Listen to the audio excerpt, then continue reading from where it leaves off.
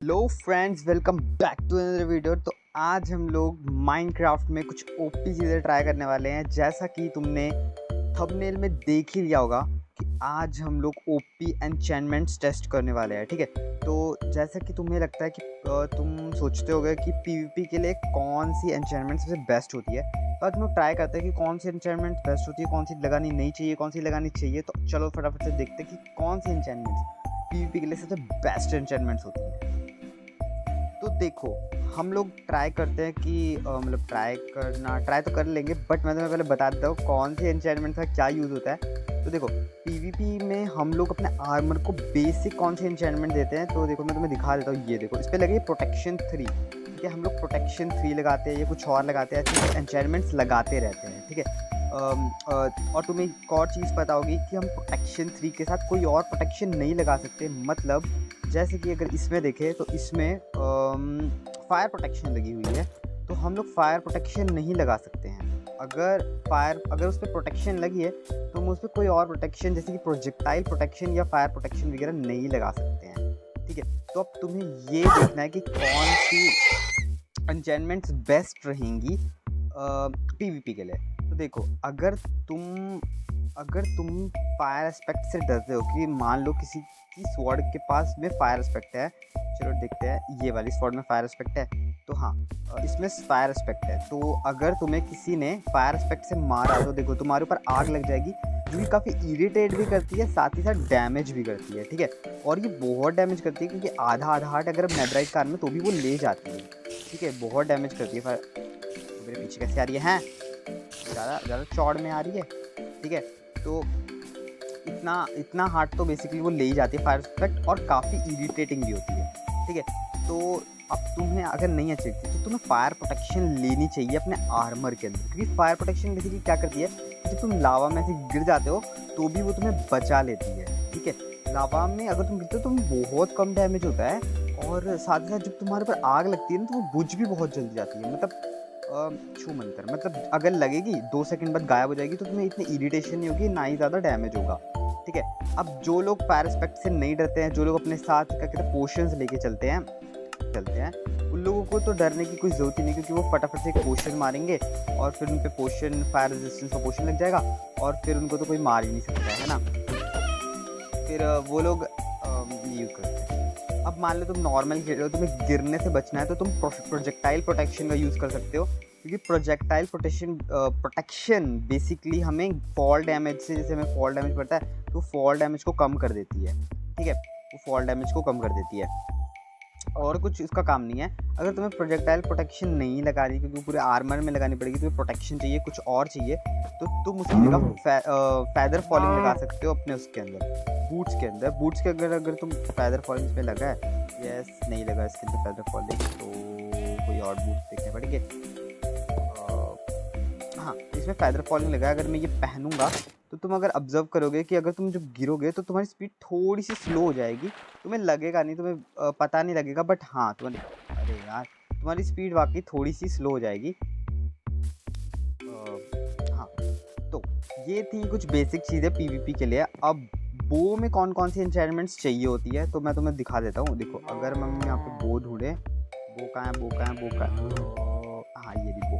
तो बो में सबसे पहले तो तुम्हें पावर लगानी, तो मैं फटाफट से सारी एन्चायरमेंट्स लगा के आता हूँ जो जो बेसिक होती है बो के लिए।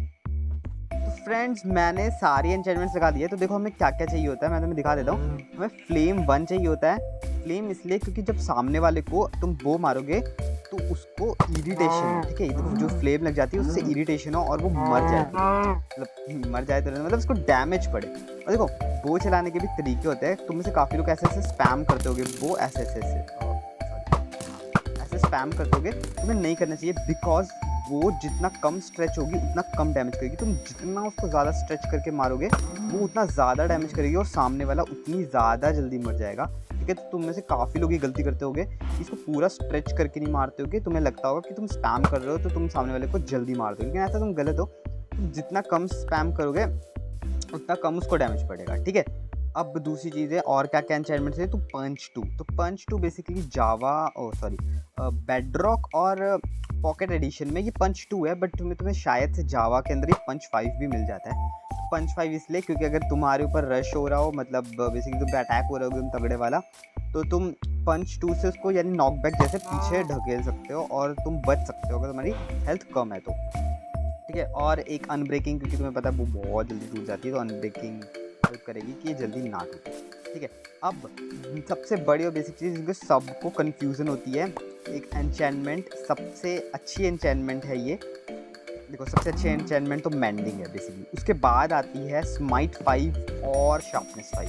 तो सबको इसमें कन्फ्यूज़न होती है, अरे अरे कहाँ गया मेरा आर्मर, अरे मेरा आर्मर गायब हो गया। हाँ तो ठीक है, सबको कन्फ्यूज़न होती है कि स्माइट 5 अच्छी है कि शार्पनेस 5 अच्छी है। तो देखो अभी मेरे पास है शार्पनेस 5। अब देखो शार्पनेस 5 और स्माइट 5 दोनों में से पीवीपी के लिए कौन सी बेस्ट है, तो मैं तुम्हें बताता हूँ। देखो अगर तुम्हारे पास शार्पनेस 5 है तो तुम सामने वाले को बहुत डैमेज दोगे, चाहे तुम क्रेट मारो चाहे तुम जो मर्जी मारो। ये देखो ये प्लस, अगर तुम्हें मैं दिखाऊँ तो ये प्लस 14 का अटैक डैमेज देती है, जो नॉर्मल स्वॉर्ड से प्लस 14 का अटैक डैमेज, मतलब नॉर्मल ये चूंगी मिंगी लोग होते हैं ये सब ऐसे ही मर जाएंगे, मतलब तुम्हें क्रेट मारने की ज़रूरत ही नहीं है, तुम ऐसे ही इनको मार सकते हो। अब ये पीवीपी के लिए सबसे बेस्ट वेपन होगा मेरे हिसाब से। वैसे मेरा ये फेवरेट नहीं है, मेरा फेवरेट स्माइट है। अब स्माइट की क्या एबिलिटीज़ होती हैं उसको हम लोग एक बार देख लेते हैं। तो स्माइट 5 मेरे पास आई थिंक होगी नहीं, मैं लगा के लाता हूँ, ठीक है। तो दोस्तों मैंने इसके ऊपर स्माइट 5 लगा लिया। अब स्माइट 5 का क्या यूज़ होता है वो मैं तुम्हें बताता हूँ। देखो सामने ये है मुर्गी, चलो ये तो फिर खैर मर ही जाती है बार में।